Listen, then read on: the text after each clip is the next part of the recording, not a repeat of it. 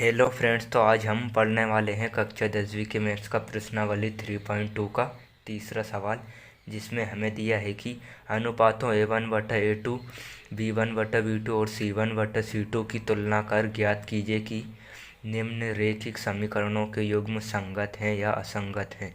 तो हमें बताना है कि जो हमें तीसरे का पहला सवाल दिया है, इसमें तीसरे में 5 सवाल दिए हैं।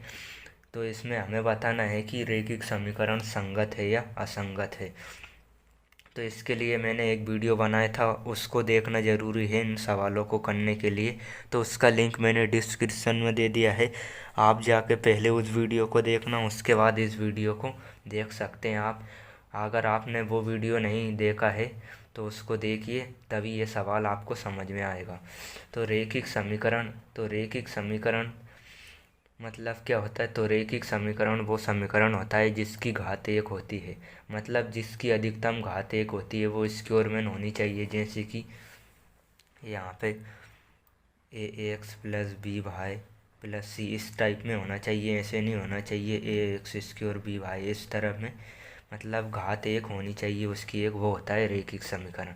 तो इसमें हमें रैखिक समीकरण बताना है कि संगत है या असंगत है A1/A2 और इनकी तुलना करने पर। तो चलिए हम यहाँ पे ले लेते हैं पहला सवाल। तो पहला सवाल है हमारा यहाँ पे 3x प्लस 2y प्लस ये बराबर में है 5। ये समीकरण एक मान लेते हैं इसको हम। और 2x माइनस 3y बराबर ये यहाँ पे 7 है, तो इसको समीकरण 2 मान लेते हैं। तो अब हम क्या करेंगे, इसकी तुलना करेंगे हम यहाँ पे। तो तुलना करने के लिए हम क्या लिखेंगे, यहाँ पे हम लिखेंगे समीकरण।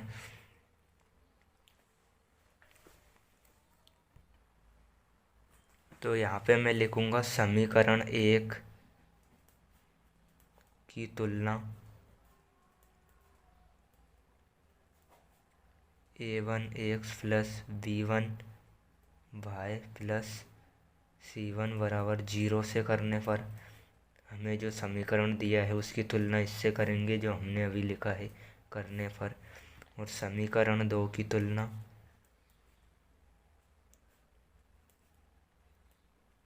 a2x, आपको ये लाइन हर सवाल में लिखनी है अगर ये आता है एग्जाम में, b2y प्लस c2 बराबर 0 से करने पर।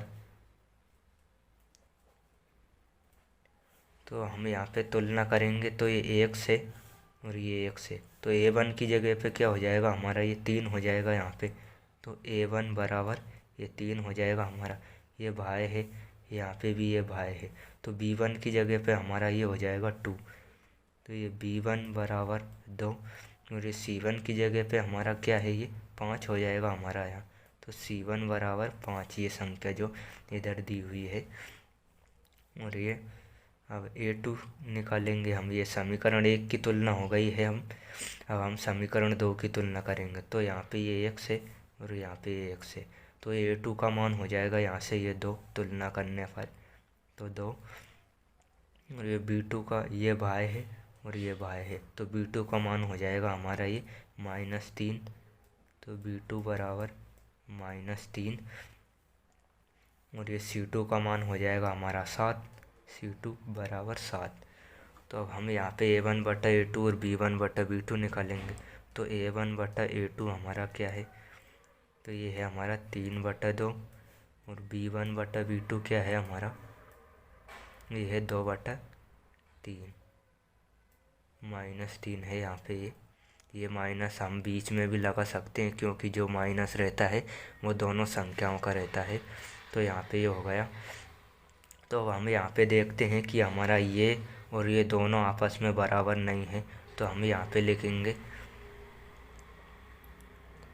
a1/A2 बराबर नहीं है b1/B2 के, अतः रैखिक समीकरण युग्म संगत है। यहाँ पे ये a1 और a2 बराबर नहीं है दोनों, तो रैखिक समीकरण युग्म हमारा संगत है।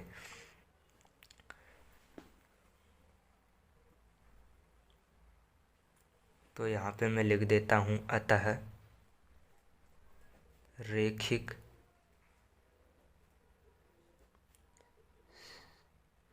समीकरण युग्म संगत है। तो हमने ये हल करके हमें ये लिखना है कि ये पहले ये कंडीशन बतानी है हमें कि कौन सी कंडीशन बन रही है। अगर ये दोनों आपस में बराबर होते A1/A2 और B1/B2 तो हम तीसरी कंडीशन लगाते। अगर तीनों ही बराबर होते हमारे तो रैखिक समीकरण तब भी संगत होता। अगर ये A1/A2 और B1/B2 ये दोनों बराबर होते लेकिन C1/C2 बराबर नहीं होते तो हमारा रैखिक समीकरण युग्म असंगत होता।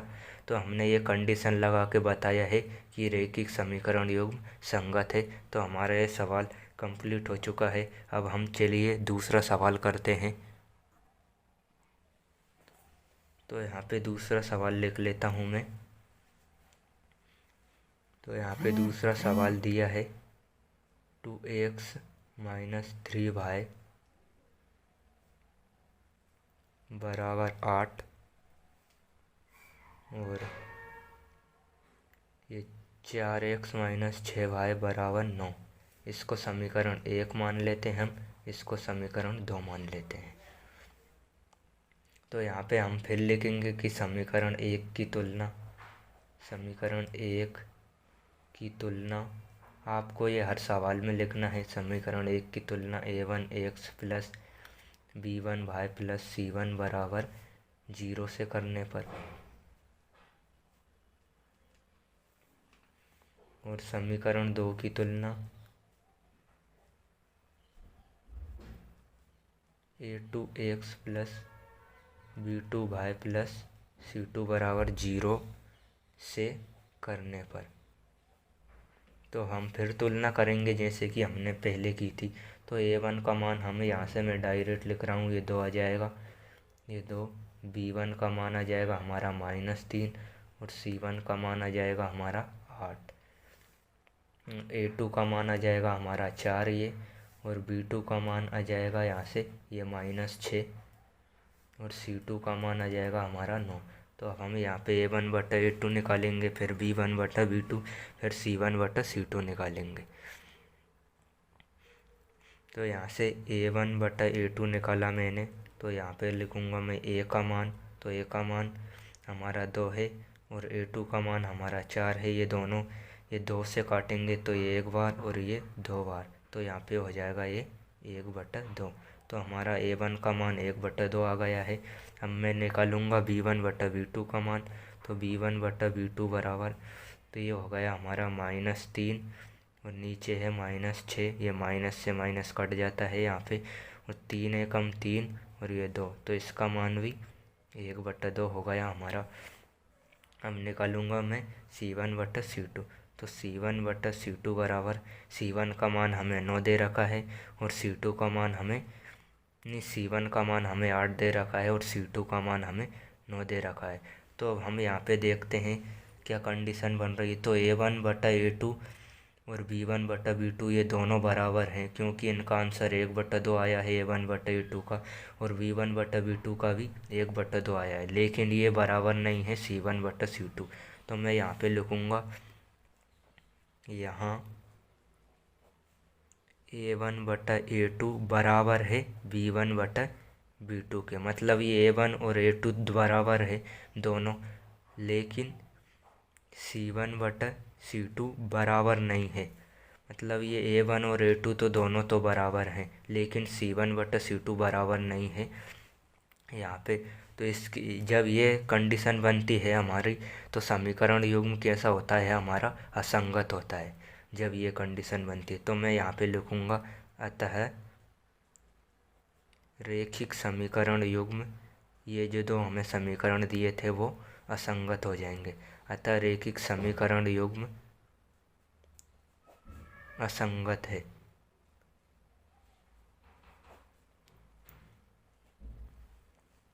तो ये हमारा दूसरा सवाल भी कंप्लीट हो चुका है। अब हम तीसरा सवाल करेंगे। तो तीसरा सवाल मैं यहाँ पे ले लेता हूँ। तो तीसरा सवाल हमारा क्या दे रखा है यहाँ पे, ये दे रखा है 3/2x प्लस 5/3y बराबर 7। इसको समीकरण 1 बना देता हूँ मैं। और यहाँ पे दे रखा है दूसरा समीकरण हमारा 9x माइनस 10y बराबर 14। इसको समीकरण 2 बना देता हूँ मैं। तो यहाँ पे मैं फिर वही लाइन समीकरण 1 की तुलना डैश डैश आपको वो लाइन लिखनी है पूरी।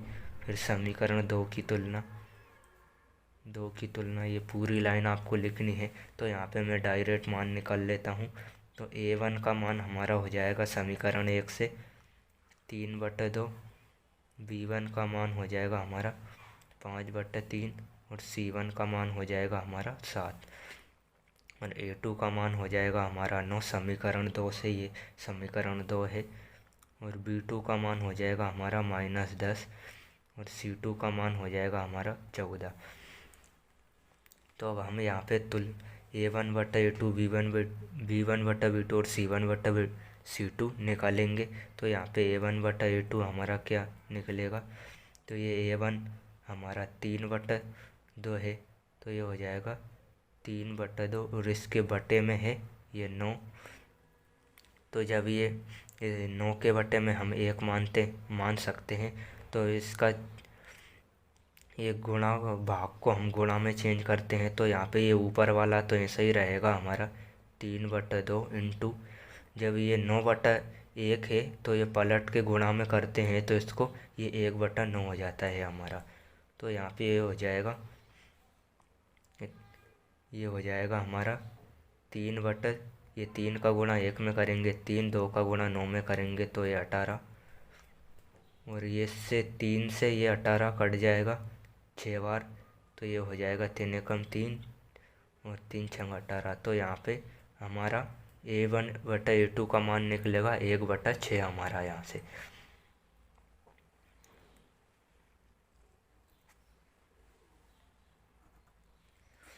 अब हम b1/b2 का मान निकालेंगे। तो b1/b2 तो इसका मान तो ये है 5/3 और ये है 10। तो ये है 5/3 और ये है -10। तो इसको हम फिर ऐसे ही लिखेंगे 5/3 और ये इसके बटे में हम 1 मान सकते हैं। तो यहाँ पे जब इसको गुणा में चेंज करेंगे तो ये हो जाएगा 1/-10 और ये हो जाएगा 5 ये 3 का गुणा 10 में करेंगे तो -30 बराबर। अब 5 से ये 30 कट जाएगा तो 5 एकम 5 5 छक 30। तो ये यहाँ पे आ जाएगा -1/6। तो अब हम यहाँ पे क्या देखते हैं कि हमारा ये a1/a2 और b1/b2 बराबर नहीं आया है हमारा। हम तीनों कंडीशन तब लगाते हैं जब हमारा a1/a2 और b1/b2 बराबर आ जाता है। तो हम तीसरी कंडीशन देखते हैं कि c1/c2 निकाले हम। लेकिन यहाँ पे हमारा a1/a2 और b1/b2 बराबर नहीं है तो हम 2 ही कंडीशन लगाएंगे। तो यहाँ पे मैं लिखूँगा यहाँ a1/a2 बराबर नहीं है b1/b2 के।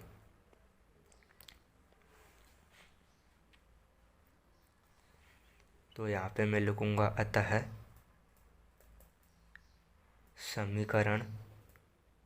समीकरण युग्म या निकाय एक ही बात होती है। समीकरण निकाय संगत है। जब ये स्थिति बनती है हमारी a1/a2 बराबर नहीं होता है b1/b2 का, तो रैखिक समीकरण युग्म हमारा संगत होता है। तो यहाँ पे ये संगत है। हमारा तीसरा सवाल भी कंप्लीट हो चुका है।